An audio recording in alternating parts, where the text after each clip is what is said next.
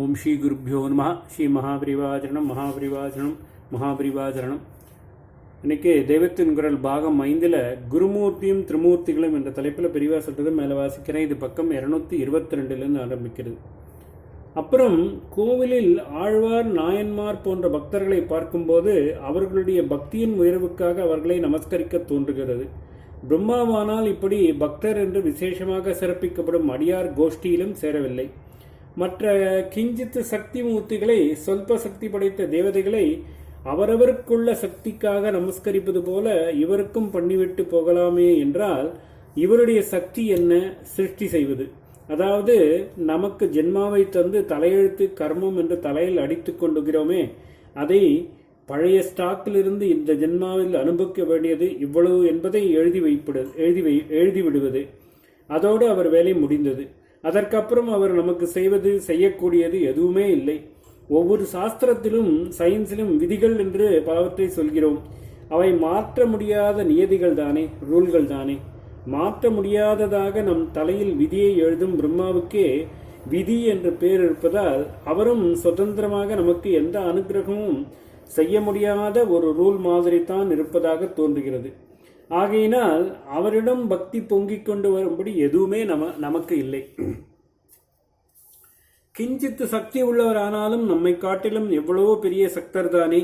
அதற்காக ஒரு நமஸ்காரம் பண்ணிவிடலாமே என்றால், இங்கேதான் அவர் மற்ற எல்லோருக்கும், அதாவது எல்லா தேவர்களுக்கும் வித்தியாசமாக பெக்யூலராக இருக்கிறார். அது என்ன? இவர் ஒருவர் மாத்திரம் ஈஸ்வர கோடியாக இல்லாமலே அப்படி இருக்கும் சிவவிஷ்ணுக்களுக்கு சமதை மாதிரியும் திரிமூர்த்திகளில் இருக்கிறார். சிவம் என்கிற பேரில் சர்வசக்தராக இருப்பவர் கிஞ்சித் சக்தரான சம்ஹார ருத்ரமூர்த்தியாகவும், அதே போல சர்வசக்தி வாய்ந்த விஷ்ணு அந்த பெயரிலே கிஞ்சித் சக்தரான பரிபாலன மூர்த்தியாகவும் இருக்கிற போது, சர்வசக்தராக நாம் தெரிந்து கொள்ளாத பிரம்மாவும் சிருஷ்டிகர்த்தாவாக அவர்களோடு மூன்றாமராக அவர்களோடு சமஸ்தானம் பெற்றவராக காணப்படுகிறார். பிரம்மாவை சிருஷ்டிப்பதற்கு அதிகமாக எந்த சக்தியும் பெற்றவராகவோ, நமக்காக பரமாத்மாவிடம் ரெக்கமெண்ட் செய்யக்கூடியவராகவோ பார்க்கிற பார்வை நமக்கு இல்லை. பரமாத்மாவின் கட்டளைப்படி நம் கர்மப்படி ஜென்மா தருபவர் என்பதோடு அவரை முடித்து விடுகிறோம். அதே சமயத்தில் விஷ்ணு, சிவன் ஆகியவர்கள் விஷயத்தில் எப்படி இருக்கிறது? விஷ்ணு என்று நினைத்த மாத்திரத்தில் சாட்சாத் பரமாத்மா சர்வசக்தி வாய்ந்தவர் என்றுதான் தோன்றுகிறதே ஒழிய, பரமாத்மாவின் அதிகாரிகள் ஒருவராக நம்முடைய கர்மாப்படி ஜீவ யாத்திரையில் கணக்கு தீர்க்கும் பரிபாலகர் என்று சின்னதாகவா நினைக்கிறோம்? அப்படியே சிவன் என்றால் பரம்பொருள், எல்லாம் வல்லவர், எல்லாமும் தரவல்லவர் என்று தோன்றுகிறதே ஒழிய சாவை தருபவர் என்றா தோன்றுகிறது? இப்படி தோன்றினால் அவருடைய கோவிலுக்கும் போகவே மாட்டோம். திரிமூர்த்திகளில் பரிபாலனமும் சம்ஹாரமும் செய்பவர்கள் என்பதை கருத்தில் கொள்ளாமல் சகலமும் செய்ய வல்லவர்கள் என்பதையே நினைப்பூட்டும் சிவன், விஷ்ணு என்பவர்களோடு திரிமூர்த்திகளில் சிருஷ்டிப்பவராக மட்டுமே நம்மால் நினைக்கப்படும் பிரம்மாவை சேர்த்தால் நம்முடைய ஆவரேஜ் மனநிலையில் குளறுபடியாகிறது. இவர் எங்கே அவர்களுக்கு நடுவில் போய் சமதியாய் நின்றார் என்று தோன்றுகிறது. இப்பொழுது தோன்றுகிறதோ இல்லையோ, ஸ்தூலமாக அவருக்கும் கோவிலில் முக்கியமான இடம் கொடுத்திருந்தால் அவரை பார்க்கிற போது ஆண்டவனாகவோ அடியாராகவோ ஆச்சாரியராகவோ எப்படியும் வைத்து பார்க்க முடியாத அவரை பற்றி இப்படி வேறு ஈஸ்வர கோடிகளோடு இவர் எப்படி சமதை என்று கேள்வியும் வரலாம் என்றுதான் அவருக்கு கோவில் இல்லாமல் வைத்து விட்டார்கள் போலிருக்கிறது. இப்படியும் ஒரு காரணம் இருக்கலாமோ என்று தோன்றியதை சொன்னேன். நம்மால் முழுமுதல் தெய்வமாக மதிக்கப்படும் சிவ விஷ்ணுக்களுக்கு சமதை மாதிரி இவர் எப்படி இருக்கலாம் என்ற கேள்வி வந்துவிட்டால், அப்புறம் நம்மை விட அவர் எப்படியும் பெரிய சக்திமான் தானே என்கிற அளவில் அவரிடம் மரியாதை பாராட்டுவதில் கூட ஒரு ரிசர்வேஷன் வந்துவிடும். இதற்கு இடமே கொடுக்க வேண்டாம் என்றுதான் அவருக்கு கோவிலில் இடமில்லை என்று வைத்திருப்பார்கள் போலிருக்கிறது என்று தோன்றியதை சொன்னேன். இதர தேவதைகள் அநேகரை விட பிரம்மா குறைந்து போய்விடவில்லைதான். ஆனால் நாம் அவரிடம் நிறைந்த பக்தி செலுத்த முடியாதவர்களாக இருக்கிறோமே. கோவில் என்று ஒன்று அவருக்கு கட்டி வைத்து விட்டால் ஜனங்களுக்கு போக தோன்றும். அதற்காகத்தானே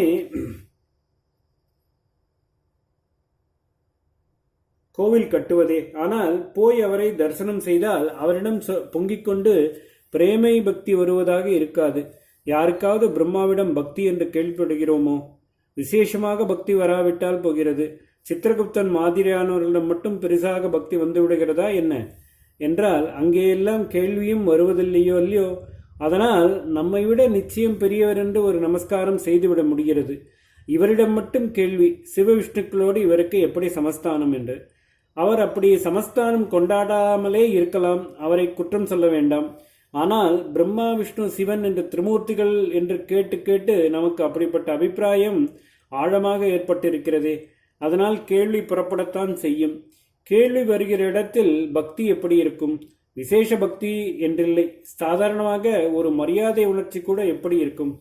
அப்பொழுது பண்ணும் நமஸ்காரம் எப்படி ஜெனூனாக இருக்கும்? பண்ணுகிற அநேக தகிடுதத்தங்களுக்கு பரிகாரம் தேடிக்கொள்வதற்குத்தான் கோவில்.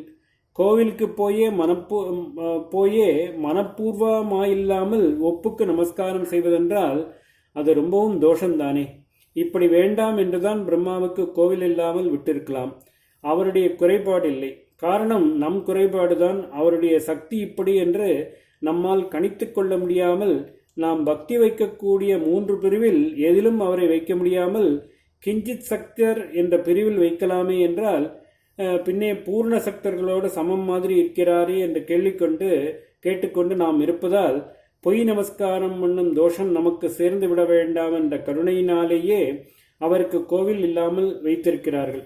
இப்படி ஒரு காரணம் தோன்றுகிறது. ஓம் ஸ்ரீ குருப்யோ நமஹ. ஸ்ரீ மகாபரிவாஜனம் மகாபரிவாஜனம் மகாபரிவாஜனம்.